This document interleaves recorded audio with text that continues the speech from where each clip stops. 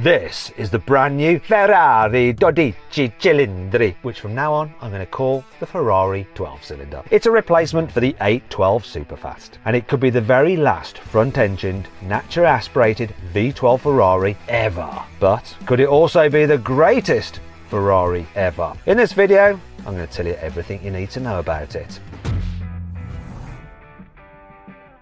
First impressions matter, and you know what? I think this is a good looking car. It doesn't look that similar to the 812 Superfast, but this is deliberate. Ferrari didn't want to make a nostalgic looking GT car. It wanted it to look modern and futuristic. So that's why you don't get many sharp creases nor sculptured body panels. The whole car is much simpler and less fussy than other Ferraris. But even though Ferrari claims there aren't any retro design features, I can spot a few. The way the headlights wrap around the front bumper reminds me of the 365 Daytona. And this 12-cylinder even has a similar piece of black trim on the bonnet as that car as well. Also, the new daytime running lights stick out like chrome bumpers on other classic Ferraris, but the way these extend behind the front wheels reminds me of something else. But you can't guess what?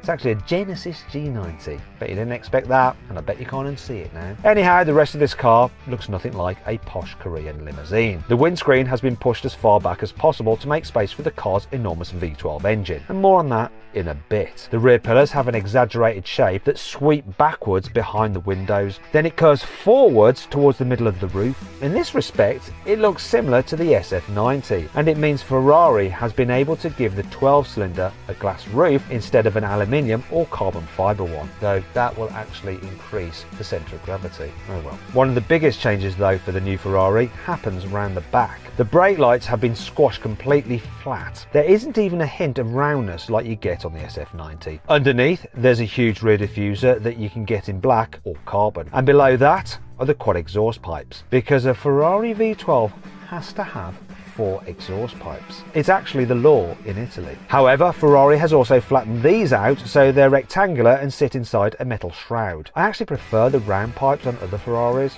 rather than these new ones. Not sure about them at all. But what do you think? Let me know in the comments. Unlike other car makers, Ferrari's sticking with a big, naturally aspirated V12 engine. But Ferrari won't be able to make these engines forever, so this could be one of the very last front-engine V12 Ferraris you'll ever be able to buy. Well, if you've got enough money to buy one. So it better be good, right? It's actually based on the 6.5 litre V12 that was available in the 812 Competizione, which I'm going to call from now on the 812 Competition. So you get pistons made from a special aluminium alloy, a rebalanced lighter crankshaft, and new titanium conrod that are 40% lighter than steel ones. You also get the same clever intake manifolds as the 812 Competition. These can change how the air flows inside them depending on the engine speed. If you force the air to travel further before it gets sucked into the cylinders, you get more torque at low revs. But if you give the air a shortcut at high revs, you then get more power. Anyway, let's cut to the chase. How much power and torque does this V12 actually produce? Well, the 12-cylinder's engine generates 830 horsepower and 678 newton meters of torque. That's the same power as the engine in the 812 Competition, and only 14 fewer newton meters of torque. The 12-cylinder also has 5 horsepower more than you get from the new naturally aspirated V12 in the Lamborghini Revuelto, though of course that car then does have 3 electric motors which boost its power to over 1,000 horsepower. Now if you want to see a drag race between the new Lamborghini and a Ferrari, click on the pop-out banner in the top right hand corner of the screen, or follow the QR code appearing on the screen right now. But this new Ferrari isn't going up against the hybrid Lamborghini supercar. It's actually an alternative to GT cars like the AMG GT 63 S Hybrid and the forthcoming Aston Martin Vanquish. Aston has already confirmed it's working on a new V12 engine for that car that will have 835 horsepower and 1,000 newton meters of torque. The big difference, however, is that the Aston Martin engine has twin turbos, so it probably won't sound as good as the Ferrari. Speaking of which, Ferrari has gone to great lengths to make sure this new 12-cylinder sounds like a proper V12, despite all the latest rules about emissions, particulate filters and noise regs. For example, it's repositioned the exhaust resonators to make the exhaust tone sound better from the driver's driver's seat. And all the individual pipes that make up the exhaust manifolds measure exactly the same length. Now this is very hard to do when you have so many cylinders, but it's worth it because it makes the sound better. These equal length manifolds are one of the reasons why some old V10 and V12 Formula 1 cars sound so good. Well, that and the fact that they rev to almost 20,000 RPM. This new Ferrari doesn't quite rev that high, but Ferrari has confirmed the red line is a pretty staggering 9,500 RPM. That's the same as the new Lamborghini Revuelto's V12, and it's also 500 RPM higher than the red line in the old 812 Superfast and the Porsche 911 GT3 RS. Now if you want to see what I've been up to with my very own 911 GT3 RS, click on the pop-out banner appearing in the top right hand corner of the screen, or follow the QR code which should be appearing right now. If you really want to enjoy the sound of this new Ferrari, you'll want to get the convertible version. Now Ferrari normally waits to reveal drop-top versions of its GT cars, but it hasn't this time, because here it is. It's called the 12-cylinder Spider, and it looks exactly how you'd expect.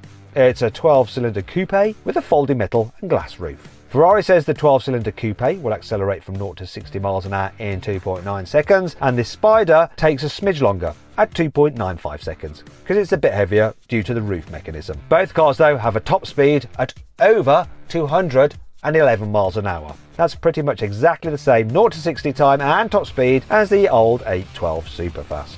But how would it compare in the real world? Well, I'm going to hopefully get one to drive, so make sure you subscribe to this channel and hit the bell icon to turn your notifications on so you're alerted when I finally upload that video. The new Ferrari 12 cylinders interior looks pretty similar to the one in the Purosangue SUV, apart from the fact you don't have any back seats, of course. You do get a very similar dashboard with two separate cockpit style sections separated by a pair of air vents. Just like the Purosangue, there's a digital display and a touchscreen for your passenger. But unlike that car, the 12-cylinder has another even larger screen in the middle, and it has Apple CarPlay and Android Auto as standard.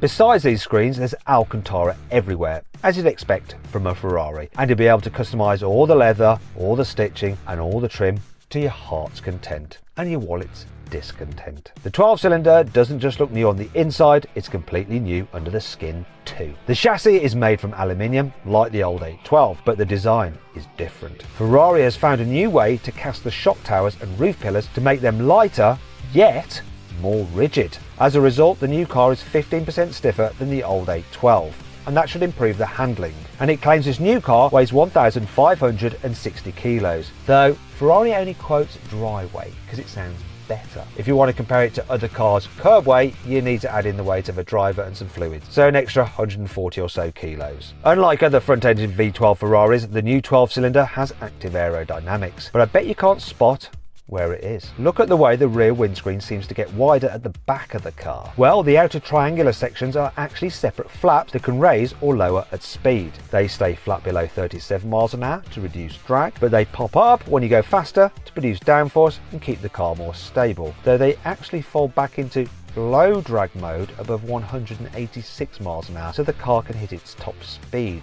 Though, aren't you then losing stability? Is this a good idea, Ferrari? I'm sure you know what you're doing, right? Anyhow, just like the 812, the new 12-cylinder has an 8-speed dual-clutch automatic gearbox. But the ratios have been tweaked and the engine management software rewritten to deliver different torque profiles depending on which gear you're in. Ferrari says this makes the car feel smoother and more progressive to drive. Probably not such an animal then, which is part of the 812's charm. An even bigger change is the new brake-by-wire system, which removes any physical connection between the brake pedal and the brakes. It's all done by electrics, but that's not all. Ferrari has given the 12-cylinder a new version of the 812 competition's four-wheel steering system. These two features actually work together as part of the new stability control system that Ferrari calls Side Slip Control 8.